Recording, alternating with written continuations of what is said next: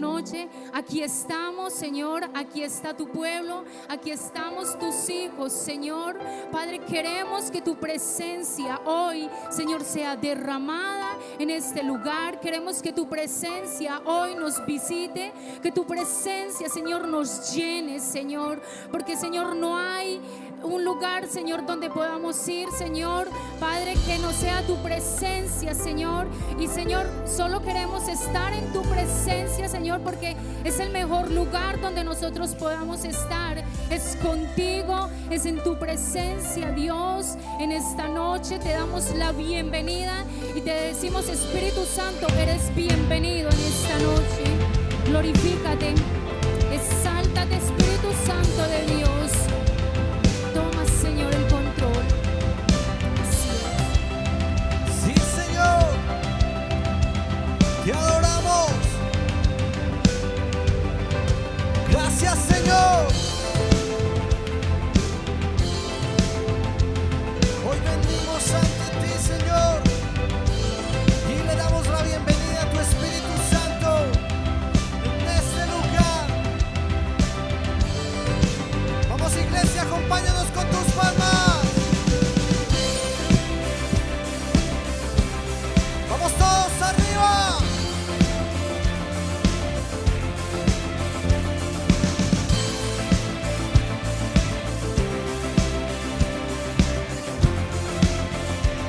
Vamos, díselo a él.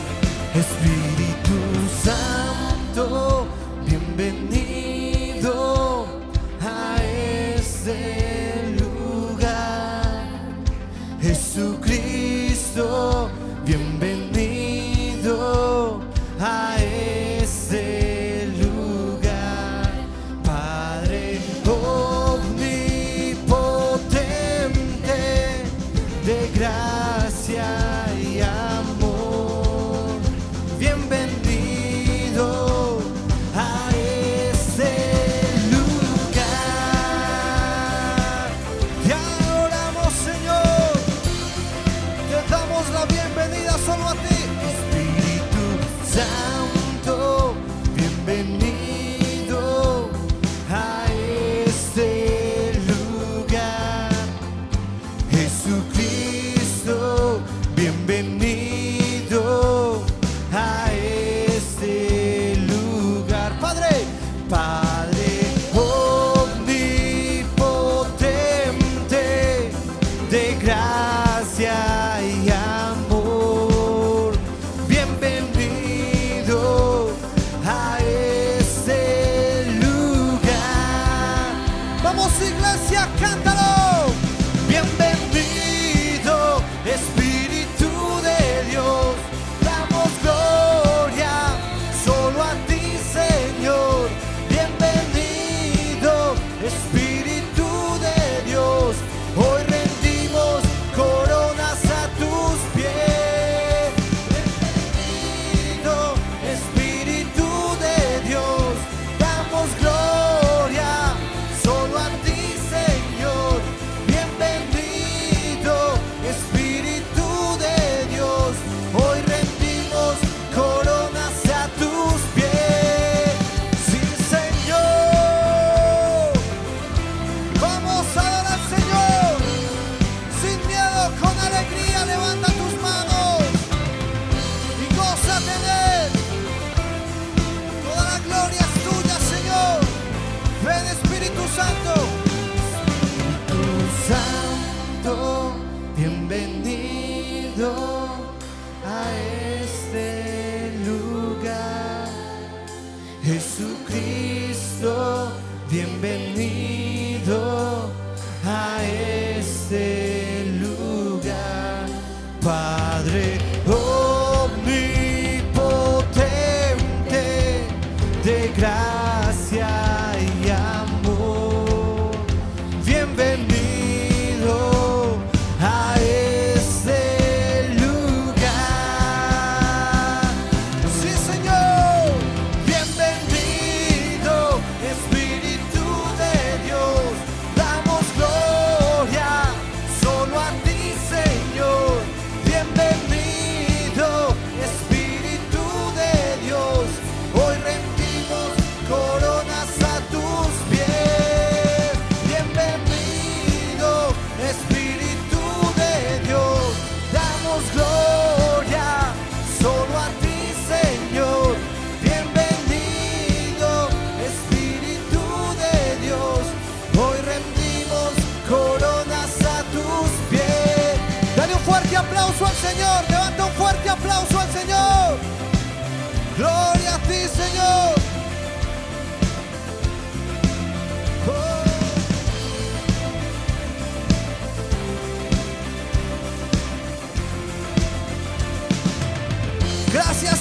Espíritu Santo.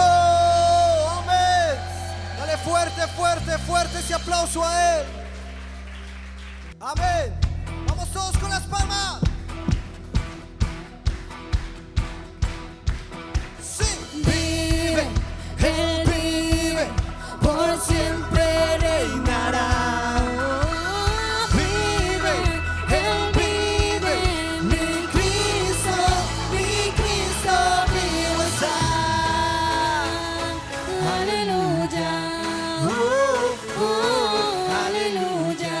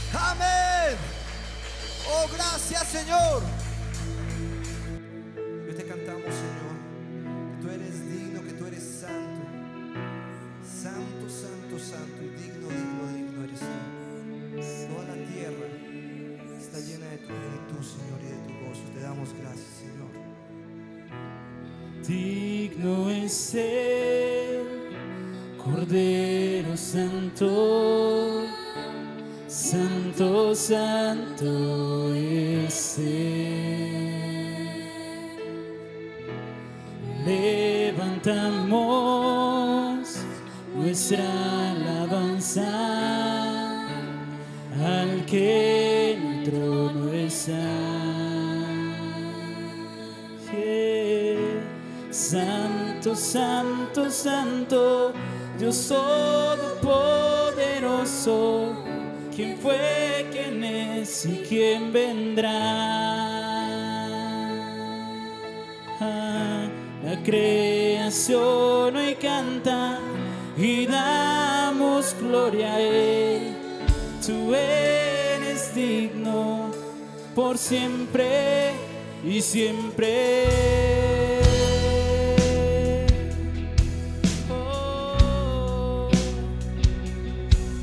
Jesús, mi amado, dile conmigo. Digno es el Cordero Santo, Santo, Santo es Él. Levantamos nuestra alabanza y al que en el trono está. Santo, Santo, Santo, Dios Todopoderoso, ¿quién fue, quién es y quién vendrá? La creación hoy canta y damos gloria a Él. Tú eres digno por siempre y siempre. Santo, Santo, Santo, Dios Todopoderoso, ¿quién fue, quién es y quién vendrá? La creación hoy canta y damos gloria a Él. Tú eres digno por siempre y siempre. Tú eres digno, Señor, por siempre y siempre. Levantamos nuestra voz, nuestra alabanza solo al Rey de Reyes y al Señor de Señores, aquel que vive y reina, que está en nuestro corazón, que es más grande que cualquier necesidad. Adóralo a Él. Levantamos nuestra alabanza al que en el trono está. Y le levantamos.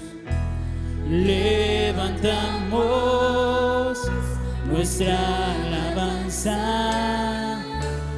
al que en el trono está. Levantamos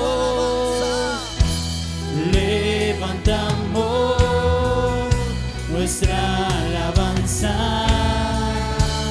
al que en el trono está. Levántate, levántate y adora. Levantamos nuestra alabanza al que en el trono está. Santo, Santo, Santo, Dios Todopoderoso, ¿quién fue, quién es y quién vendrá? La creación hoy canta y damos gloria a Él. Tú eres digno por siempre y siempre. Santo, Santo, Santo, Dios Todopoderoso, ¿quién fue, quién es y quién vendrá? La creación hoy canta y damos gloria a Él. Tú eres digno por siempre y siempre.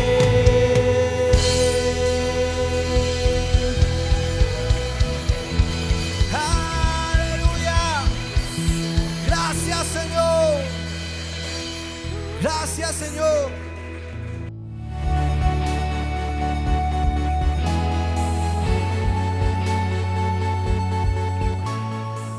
Recuerda seguirnos en Facebook y YouTube.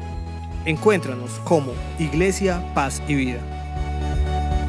A su vida, listo. Entonces voy a invitarlo para que abra su Biblia en Génesis capítulo 12.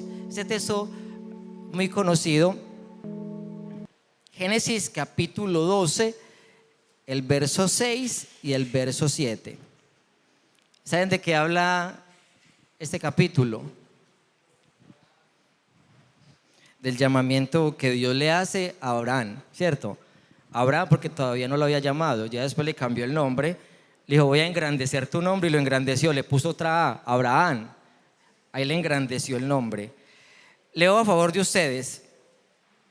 Y pasó Abraham por aquella tierra hasta un lugar llamado Siquén, hasta el encino de Moré, y el cananeo entonces estaba allí en la tierra. Y apareció el Señor, Jehová, a Abraham y le dijo: a tu descendencia daré esta tierra. Y allí Abraham edificó un altar al Señor, quien le había aparecido. Cierre sus ojos por un momento y piense en esto. Esos textos nos hablan de momentos muy especiales. Dios se le apareció a Abraham, a nuestro patriarca. Se le manifestó, lo llamó. Y eso es lo que Dios quiere hacer con todos nosotros, manifestarse. Dios quiere revelarse a nuestras vidas. Yo te pido, Señor, que hoy, Señor, esa manifestación que tú quieres hacer a cada uno de nosotros, cada uno de los que estamos aquí podamos percibir, recibir lo que tú quieres para nuestra vida. En el nombre de Jesús, amén. He titulado esta enseñanza de esta manera, se llama Pacto en Siquén. Para los que anotan, Pacto en Siquén. Siquén es una ciudad, es un territorio dentro de lo que conocemos como la tierra prometida o Canaán. Y el pacto, sabemos que es un pacto, ¿cierto? ¿Quiénes están casados aquí? ¿Qué es un pacto? Un juramento, muy bien. ¿Qué más? Un compromiso. Bueno, los que no están casados están como con ganas de casarse también, ¿cierto? Un pacto es un compromiso. Escuche bien, un pacto es un convenio, una alianza solemne, estricta, condicional entre 2, 3 o más partes. Eso es un pacto. Es una alianza o un convenio solemne. ¿Solemne qué es? Muy importante, ¿cierto? De mucho honor, que merece todo respeto. El matrimonio es un pacto solemne. Y vamos a hablar de eso, un pacto en Siquén. Abraham, sabemos que Dios llamó a Abraham. Y me llama la atención que Dios se le manifestó en un lugar llamado Siquén. Yo quiero que usted empiece a pensar Siquén, porque hay algo importante aquí. Dios se le apareció a Abraham en Siquén. Y lo curioso es que Abraham, cuando Dios se le manifestó y le dijo e hizo pacto con él, Abraham edificó un altar. Piensen en esto.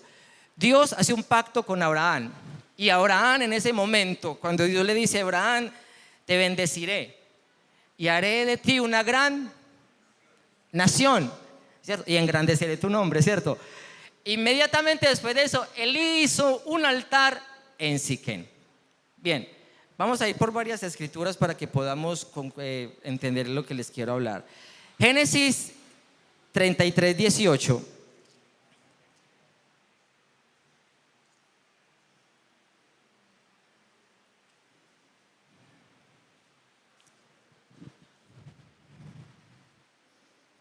Después Jacob llegó sano y salvo a la ciudad de Siquén y en esta tierra de Canaán, cuando venía de Padán Aram, y acampó delante de esta ciudad y compró una parte del campo donde plantó su tienda, y la mano de los hijos de Hamor, de padre de Siquén, por 100 monedas, y levantó allí un altar y lo llamó el Elohim, o el Dios de Israel. Vemos aquí el mismo patrón. Dice que Jacob llegó sano y salvo, y allí Dios le habló y levantó un altar. Les digo porque llegó sano y salvo. Recordemos la historia de Jacob, que Jacob no era cualquier cosita, ¿cierto? Jacob era un muchacho un poquito atravesadito. De hecho, el nombre Jacob significa el que usurpa, el que suplanta, el que toma el lugar de otro. Y él tomó el lugar de su hermano como primogénito, le robó su primogenitura. Y esto es algo importante dentro de la nación de Israel. Entonces Esaú, su hermano, lo persiguió para matarlo, ¿cierto? Su hermano. Entonces la Biblia enseña que en esa persecución de su hermano, Dios lo libró de esa persecución y lo trajo sano y salvo a un lugar llamado Siquén.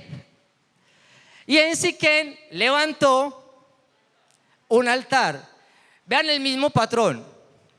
Pero los que me conocen saben que yo al principio es enredado, pero después vamos a entenderlo. Altar y Siquén, ¿cierto? Altar y Siquén. Dios llamó, hizo pacto, levantan, ¿cierto? Levantan un altar en el mismo lugar, en Siquén. Vamos a otra escritura. Génesis 37, 14, 16.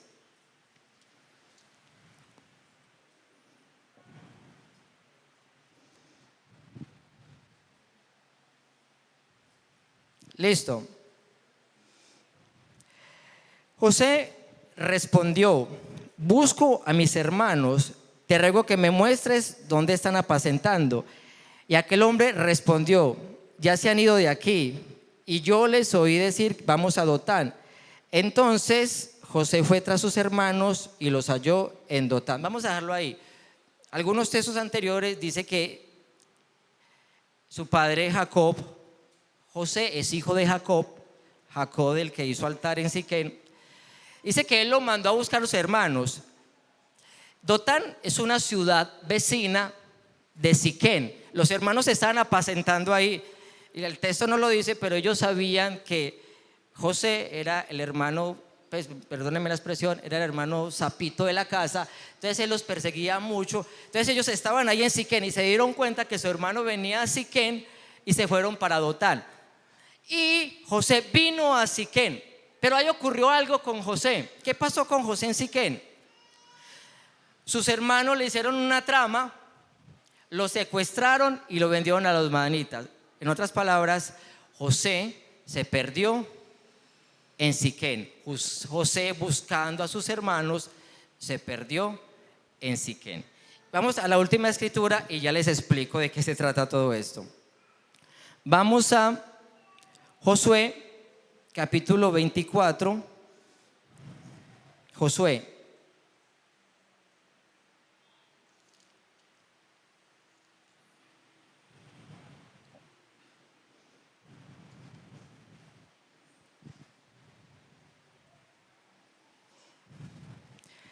Reunió Josué a todas las tribus de Israel en Siquén y llamó a los ancianos de Israel, a sus príncipes, sus jueces, sus oficiales, y se presentaron delante de Dios.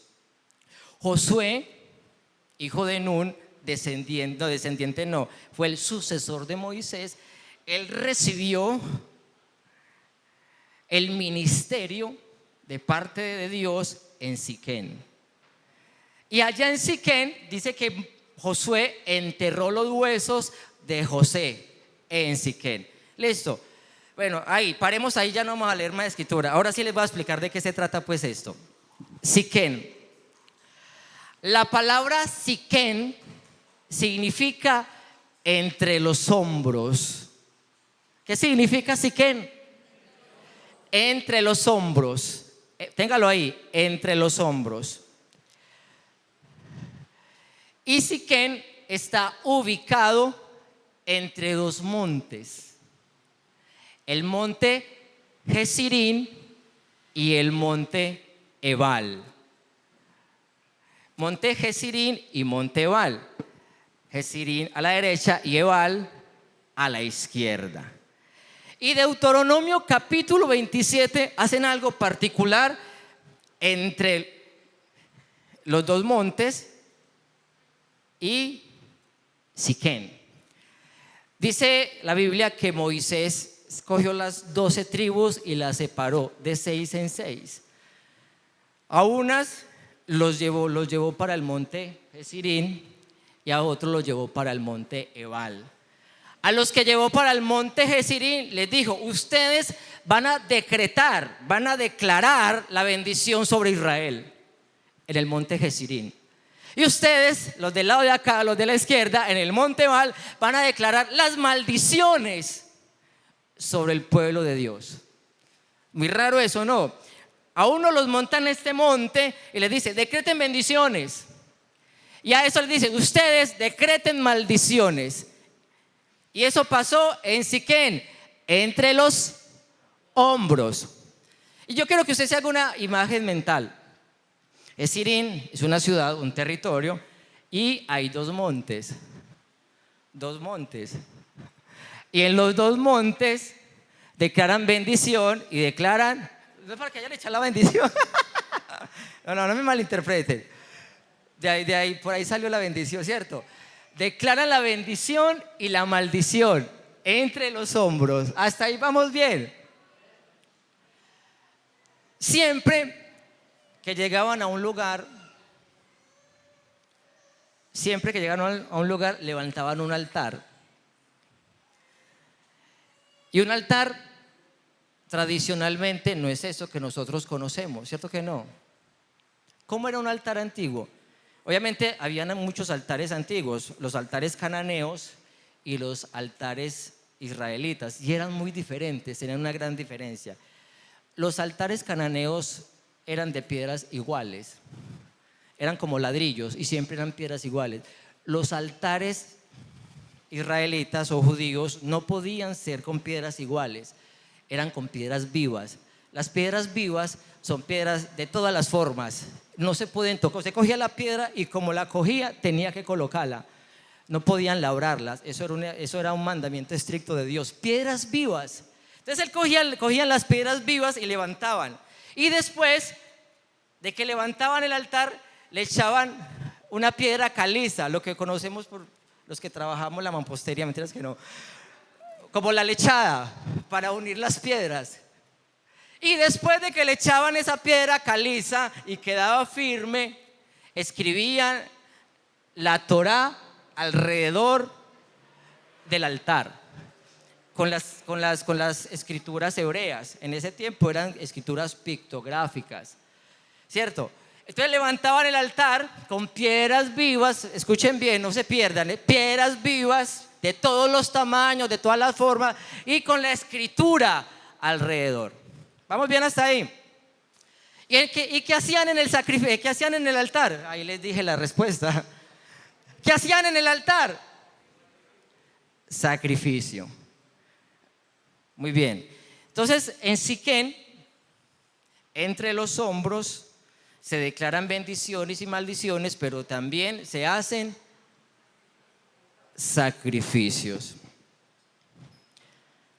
Éxodo capítulo 28.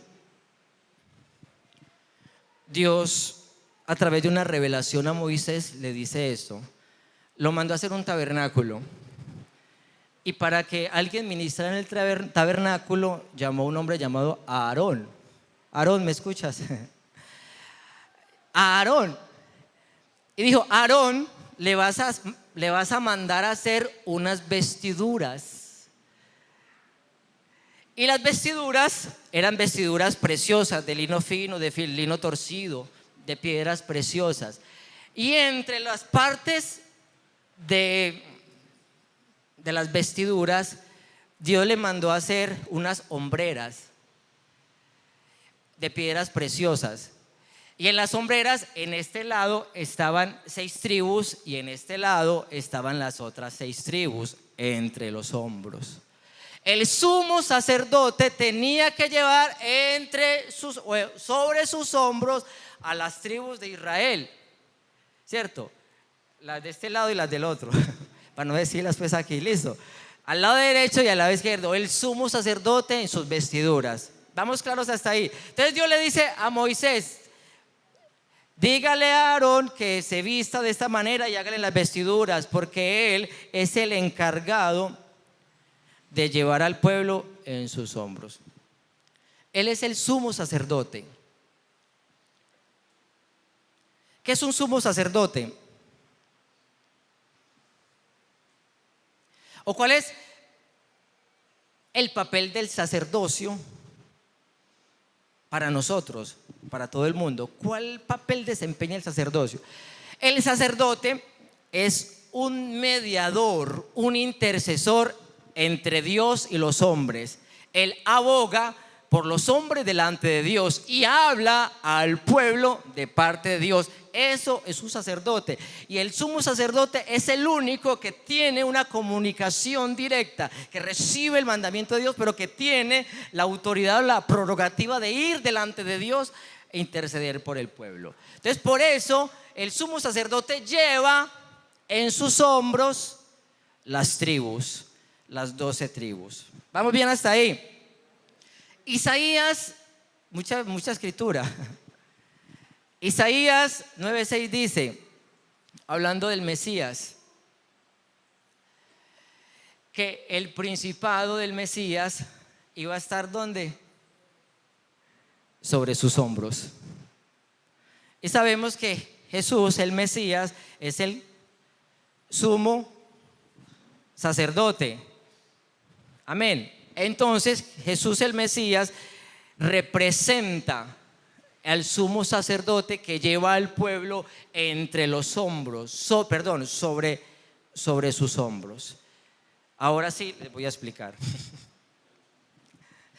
Están mirando con ese muchacho, ¿cuándo va a decir de qué se trata todo esto?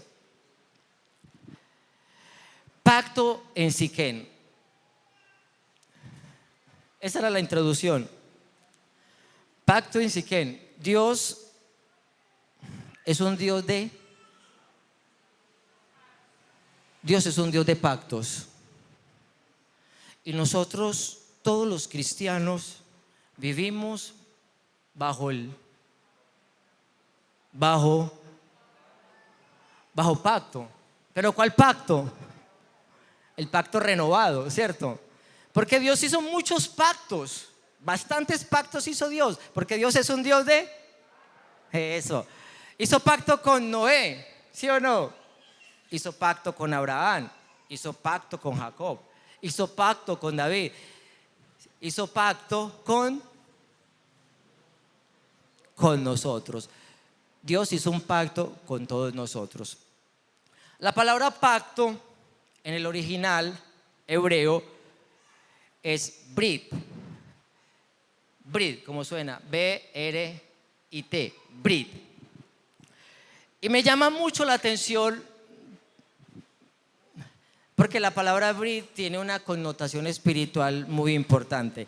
Recordemos que la escritura antes, mucho atrás, muy atrás, no era la escritura que hoy conocemos, sino que antes se hacía en pictogramas. Y los pictogramas eran como dibujitos, ¿cierto? O lo que conocemos como los jeroglíficos. Y la palabra brit tiene 3 caracteres importantes, que son la bet, la resh y la tab. La bet, la resh y la tab. Y particularmente la bet representa una casa.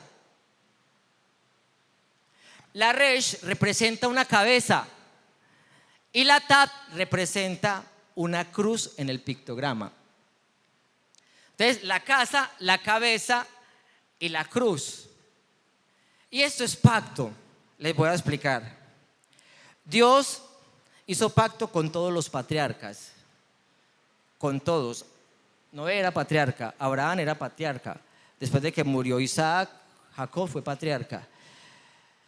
Ahora Dios hace pacto con la cabeza de la casa. Les explico. Una casa, una cabeza y una cruz. El nuevo pacto fue a través de la cruz. Y Dios hace pacto con la cabeza de la casa. Oiga, cabezones, entienda. Con la cabeza de la casa. O sea, Dios quiere hacer pacto con nosotros. Amén. Pero el problema es que cuando Dios hace pacto, usted tiene que levantar un altar. Y eso es lo que yo quiero que hablemos hoy. Dios quiere hacer pacto y el pacto trae bendiciones y también trae maldiciones. Pero si usted no levanta un altar, el pacto no sirve, porque un pacto es una alianza solemne, estricta, condicional entre dos partes. Dios ya hizo pacto con nosotros, pero usted no ha pactado en el altar con Dios.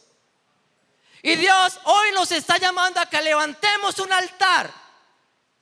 El altar familiar se perdió. El altar de tu corazón se cayó. Porque el altar se construye con piedras vivas. El altar se construye con la instrucción en el corazón, no en la mente. ¿Por qué no recibimos la bendición del pacto? ¿Por qué no estamos disfrutando de la tierra que fluye leche y miel? Porque no tenemos un altar.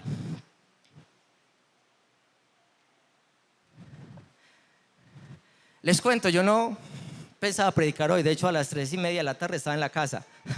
Estaba en Alejandría. Pero Dios es así. Yo todas esas semanas he estado pensando en eso, en el altar. Porque el altar es el lugar que uno más descuida. ¿Y por qué? O que más obviamos. ¿Por qué? Porque el altar es un lugar de muerte. El altar es el lugar donde se sacrifica. El altar es el lugar donde se tiene que morir. Y cuando uno no muere, o cuando uno no muere de verdad, no puede haber vida. Porque para poder vivir, tengo que morir, ¿cierto? Hay que levantar nuevamente el altar de Dios. Diga conmigo, hay que levantar el altar. Hay que levantar el altar. El altar familiar es algo que se ha descuidado muchísimo. El altar del hogar se ha descuidado demasiado. Yo eso lo he dicho muchas veces, pero la mayoría de la población mundial profesa una religión, y las religiones tienen la misma coincidencia, tienen altares, tienen adoración, tienen todo ese tipo de cosas.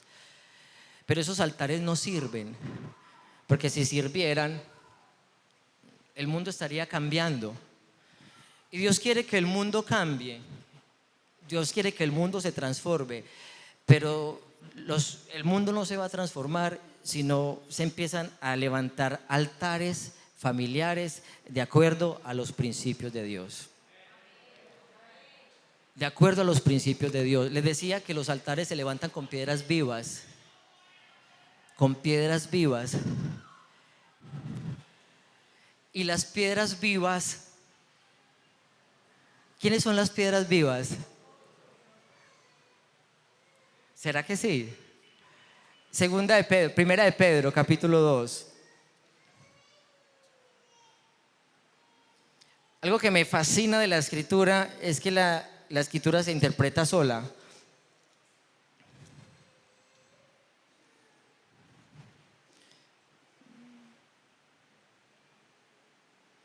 Primera de Pedro, capítulo 2, versículo 4.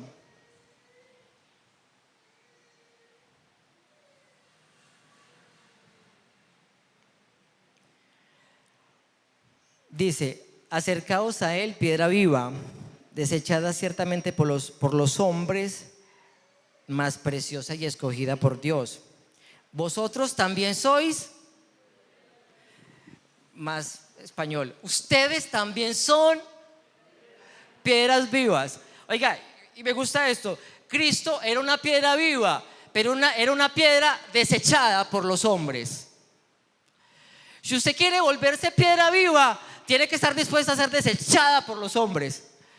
¿Qué significa eso, mío? Que usted no se puede parecer a nadie, que usted tiene que confrontar a todo el mundo, que usted tiene que generar repelencia en todos los demás, porque eso hace una piedra viva. Cuando usted es muy con todos, usted no es piedra viva, porque la piedra viva genera repelencia. La santidad, el mundo la aborrece, la luz, las tinieblas le huyen. Cristo era una piedra viva, por eso lo odiaban. Y hoy en día aman mucho los cristianos. Hoy nos aman demasiado y eso me asusta, porque cuando usted es piedra viva, usted es desechado por los hombres. Cristo fue desechado por los hombres, varón de dolores, experimentado en quebranto. Eso es una piedra viva. Amén. ¿Qué pasó con el amén? Usted, para edificar el altar, tiene que convertirse en piedra viva. En piedra viva. Sigo leyendo el versículo 9. Mas vosotros sois linaje escogido, real sacerdocio, nación santa y pueblo adquirido por Dios. Piedra viva, altar, real sacerdocio, sumos sacerdotes. ¿Y quiénes son los sumos sacerdotes o quiénes son el real sacerdocio? Usted. ¿Quién es? Cristo fue sumo sacerdote y traspasó el sacerdocio a todos nosotros. Ahora usted y yo somos sacerdotes también y somos linaje escogido.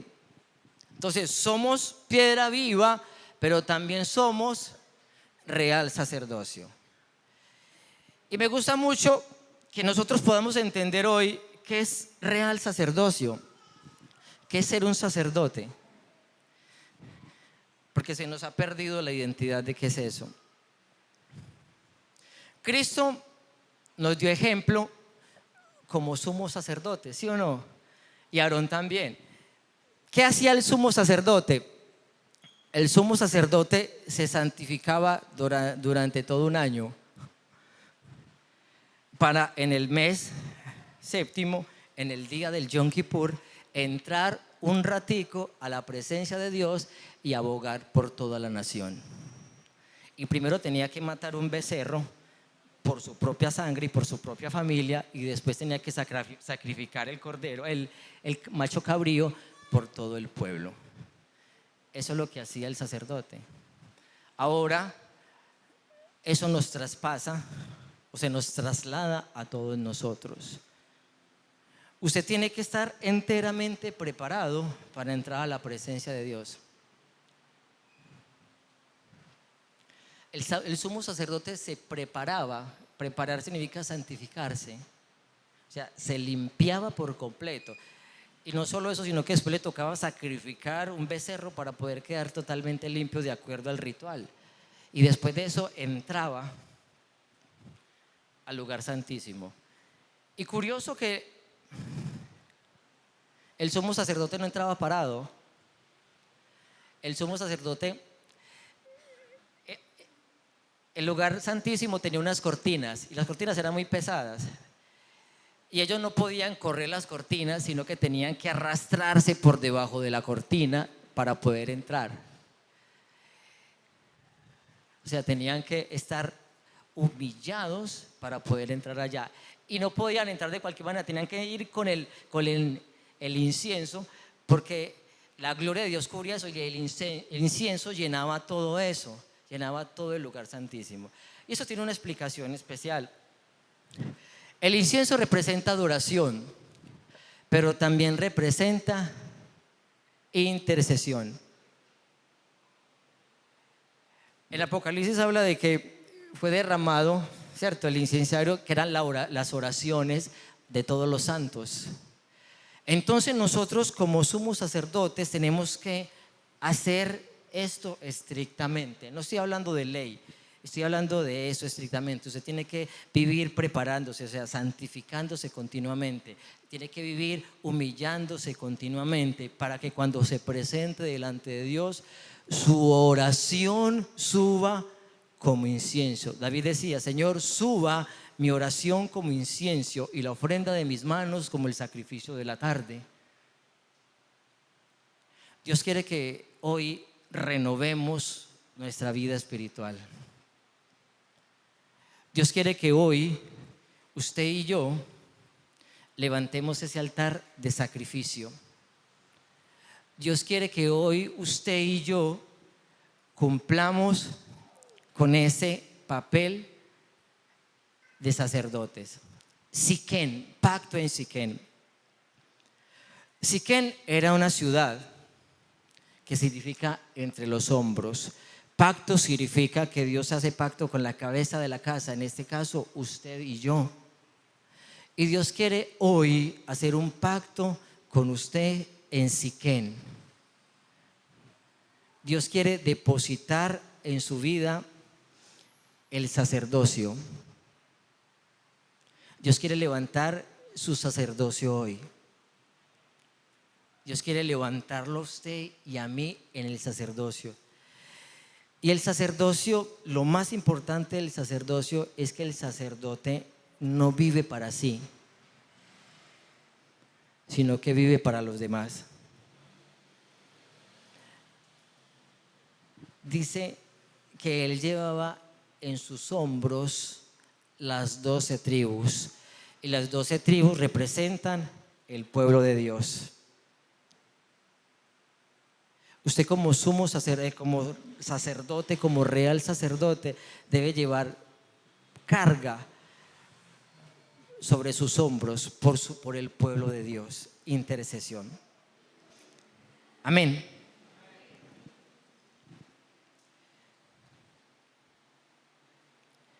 Hay una figura muy especial dentro de la Biblia. La Biblia dice que nosotros somos ovejitas, ¿cierto? Y las ovejitas tenemos la tendencia a descarriarnos.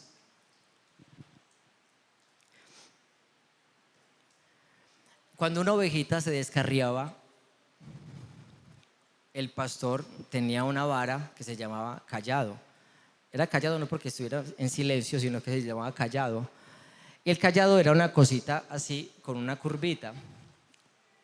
Y cuando había una ovejita muy brincona, el pastor cogía el cayado, se lo metía entre la patica y le quebraba la patica.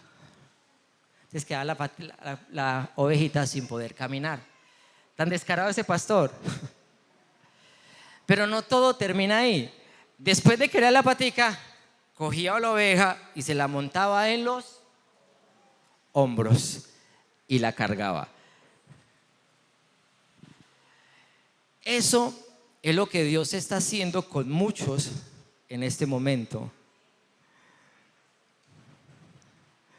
Dios nos quebró la patica.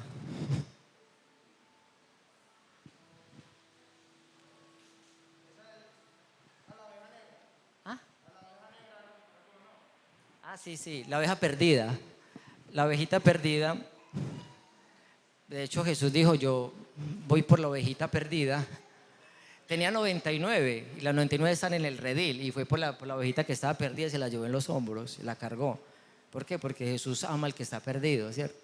Entonces Jesús hace lo que sea. Jesús hace lo que sea para que regresemos, hasta causarnos dolor, y mucho dolor. Yo nunca me he quebrado un pie, una pata. Nada, de pronto un esguince o alguna cosa. Pero eso dicen que eso genera mucho dolor. Pero es necesario, porque es mejor que andemos cojos y no que nos perdamos y nos devore el lobo feroz, bueno, el león rugiente. Pero también, no solamente Dios le ha quebrado la patica a muchos. Dios también quiere que usted cumpla ese papel. No que salgas corriendo y le quiebre la pata a tus hermanos al que está descarriado. No. Gálatas dice esto: ustedes que son espirituales, estoy parafraseando, y sorprenden a algún hermano en alguna falta, en algún pecado, restáurenle con espíritu de mansedumbre. La palabra original tiene mucha relación con la empatía, o sea, colóquese en los zapatos del otro.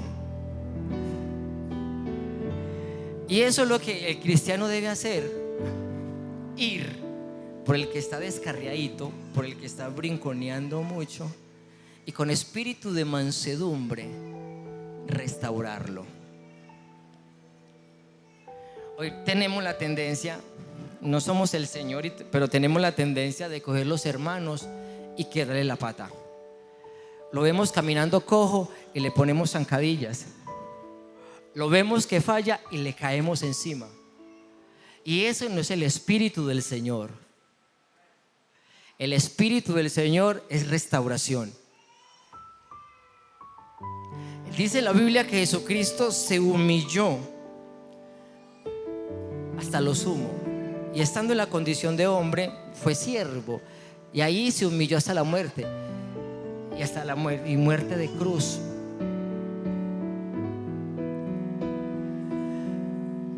La Biblia enseña que Cristo fue a la cruz, y la cruz representa lo mismo que representa el monte Ebal y el monte Gerizim.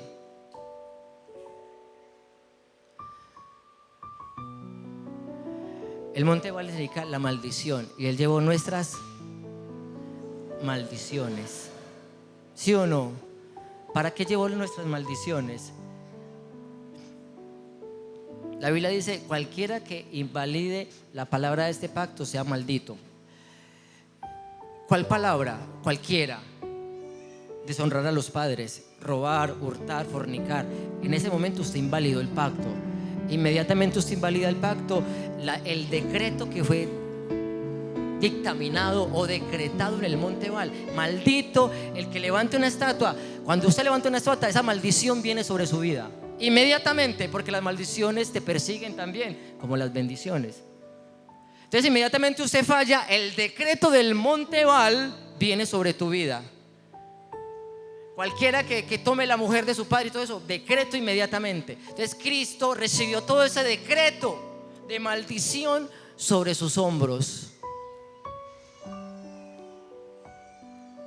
Y escúcheme bien, y aunque Cristo recibió ese decreto sobre sus hombros para que no te pasara nada, Cristo mismo puede permitir que ese decreto siga sobre tu vida, porque Él es